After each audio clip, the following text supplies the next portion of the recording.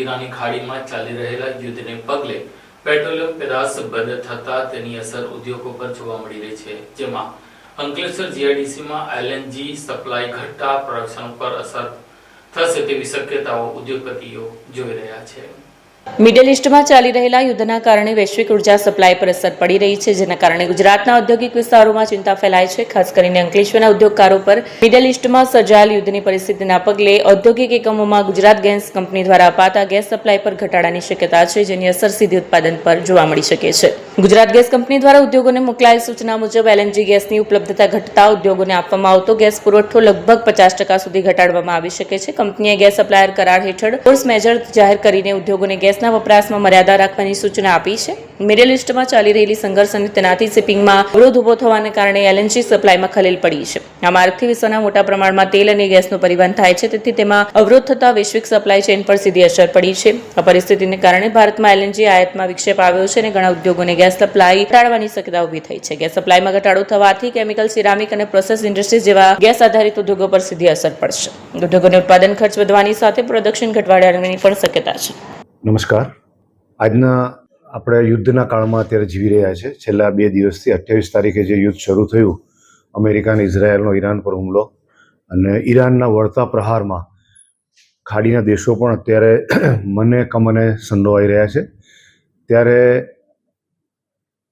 ઉદ્યોગો માટે ખૂબ મોટી અસર આવવાની ભય સેવાઈ રહ્યો છે, કેમ કે ઈરાને વળતા પગલાં તરીકે હોર્મુઝની ખાડીની એન્ટ્રી બંધ કરી છે, જેથી કરીને જે એક્સપોર્ટ કરતા ઉદ્યોગો હોય એ રસ્તે મહત્તમ ટ્રાન્સપોર્ટેશન ને બધું શિપિંગનું ત્યાંથી જ થતું હતું. એને બદલે જે ઘણા કિલોમીટર વધારે થશે અને એની અસર સીધી એમના ટ્રાન્સપોર્ટેશન કોસ્ટ વધે, એને કારણે મુશ્કેલી સર્જાઈ રહી છે. અને ઉદ્યોગકારો પણ અત્યારે ડરી રહ્યા છે કે મંદીના માહોલમાંથી બહાર નીકળી રહ્યા હતા.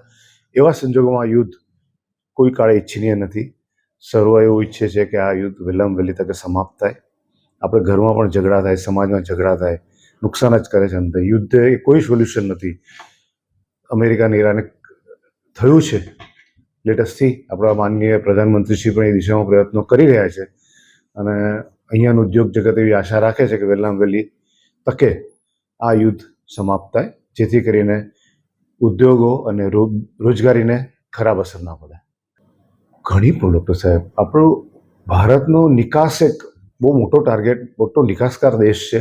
એટલે નિકાસ કરતાં દરેકને અસર પડવાની છે. અને બીજી છે કે જે ક્રૂડમાં ભાવ વધારો આશંકાઈ રહ્યો છે, આજે 10 થી 15% વધી ગયા અને કેટલા વધશે એ ખબર નથી.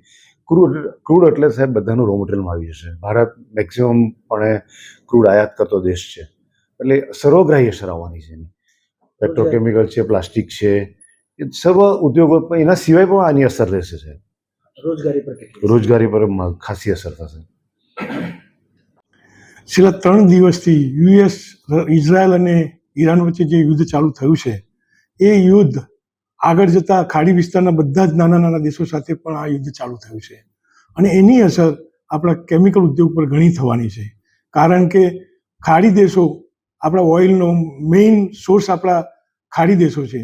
એમાંથી જે ક્રૂડ ઓઇલ આવતું હોય છે, એ ક્રૂડ ઓઇલમાંથી જ આપણા પેટ્રોકેમિકલ્સ અને પેટ્રોકેમિકલ્સમાંથી ડાઈઝ, ફાર્મા, આ બધી જ પ્રોડક્ટો આપણે એમાંથી બનતી હોય છે. ખાસ કરીને આપણો દહેજમાં પીસીપીઆર છે, પેટ્રોકેમિકલ હબ છે, તો ત્યાં તો બહુ મોટી અસર થશે. અને એની સાથે સાથે આપણે ઝઘડિયા, પાનોલી, અંકલેશ્વર, આ બધા જ સ્ટેટોમાં બહુ મોટી અસર થવાની ચાન્સ છે.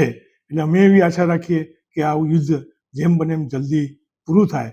કારણ ખાડી દેશો એક ક્રૂડ ઓઇલના મોટો સોર્સ ખાડી દેશો છે. જો એ લાંબુ ચાલ્યું તો પૂરી વર્લ્ડમાં પણ આની અસર આવશે. આપણા કેમિકલ ઉદ્યોગમાં એ આપણે ગણતા નથી, પણ આખા વર્લ્ડમાં પણ આની અસર થશે અને આવતા દિવસો બહુ ખરાબ જવાની મને લાગી રહ્યું છે. હા, સાથે સાથે આ જે ઉદ્યોગોમાં અસર થશે એના લીધે મોટાભાગના રોજગારી પર પણ અસર થશે. એટલે દરેક વ્યક્તિને આની અસર લાગવાની છે. જો આ વહેલી તકે પૂરું નહીં થાય તો આની અસર બહુ મોટી થશે અને બધાને એનો ભોગ બનવું પડશે એવું મને લાગે છે. અત્યારે ઈરાન અને સામે ઇઝરાયલ અમેરિકાનું યુદ્ધ થઈ રહ્યું છે, તેના કારણે ખૂબ જ નુકસાન પબ્લિકને થશે. જ્યાં ત્યાં લોકો રહે છે એમને પણ થશે વિદેશથી ત્યાં કમાવા આવેલા લોકોને પણ થશે. સાથે સાથે ભરૂચ જિલ્લામાં ઔદ્યોગિક હબ છે અને કેમિકલ વપરાશ બહુ જ અહીંયા છે, એટલે ક્રૂડ ઓઇલના આધારિત બધી જ પ્રોડક્ટો અહીંયા બને છે. તેથી 13-15% ભાવ વધારો આ ઇન્ડસ્ટ્રીને પરવડે નહીં, એટલે પરચેસ પણ નહીં કોઈ કરે, અને જે સેલ આપણે મટીરિયલ વેચીએ છીએ એને પણ ભાવ ઊંચો પડે, એટલે સેલિંગ પણ નહીં થાય. એટલે આની અસર રહેવાની, રોજગારી અને માનસિકતાની પણ અસર થઈ શકે લોકોને, ઘરે બેઠા કામ વગર બેસવું.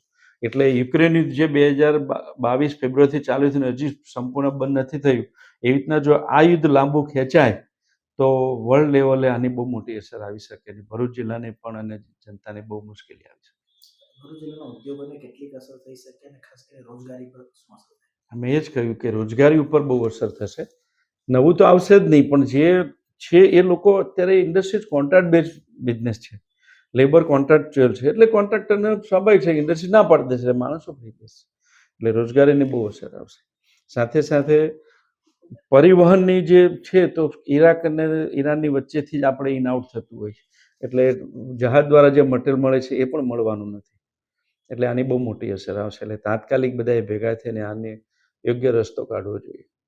નિલેશભાઈ, ખાસ કરીને ઈરાન, ઇઝરાયલ અને અમેરિકાના યુદ્ધની અસરો ભરૂચ જિલ્લાના ઔદ્યોગિકરણ અને પ્રોડક્ટ પર પડી રહી છે, શું કહેશો એ બાબતે? એમાં જે અત્યારે યુદ્ધ ચાલી રહ્યું છે ઈરાક, અમેરિકા, ઇઝરાયલ ઉપર, તેને લીધે આપણે ભરૂચ ડિસ્ટ્રિક્ટના જે ઉદ્યોગકારો હતા એની ઉપર કાફી અસરો થઈ શકે એમ લાગે છે. કારણ કે અત્યારે જો યુદ્ધ લાંબુ ચાલે તો ઉદ્યોગ ઉપર 20-25% મોંઘવારી વધી શકે એમ. એમાં ખાસ કરીને MSME યુનિટ ઉપર વધારે ભારણ આવી એમ શકે છે. અત્યારે હોળીનો સિઝનને લીધે વર્કરો બી હોળીને લીધે ઘરે જતા રહેલા છે, એને લીધે બી ફેક્ટરીઓ બંધ પડી છે, અને એક્સપોર્ટ ઓર્ડર બી જેટલા વધારે છે એમાં અત્યારે એરપોર્ટ ઉપર બી એરપોર્ટે બંધ થઈ ગયેલા છે, પછી શિપિંગ બિલમાં બી ઓછું થઈ ગયેલું છે. કઈ કઈ પ્રોડક્ટો છે જેમાં મોટી અસર થઈ શકે છે? જેમ કે ડાઇસ છે, પ્લાસ્ટિક છે, ફાર્માસ્યુટિકલ છે, પેટ્રોલ કેમિકલ છે. અત્યારે ગલ્ફ કન્ટ્રીમાં એ વસ્તુ વધારે જઈ શકે એમ છે. રોજગારી પર કેવી અસર? રોજગારી ઉપર બી 20-25% ઉપરની તકલીફો ઊભી થાય એમ લાગે છે.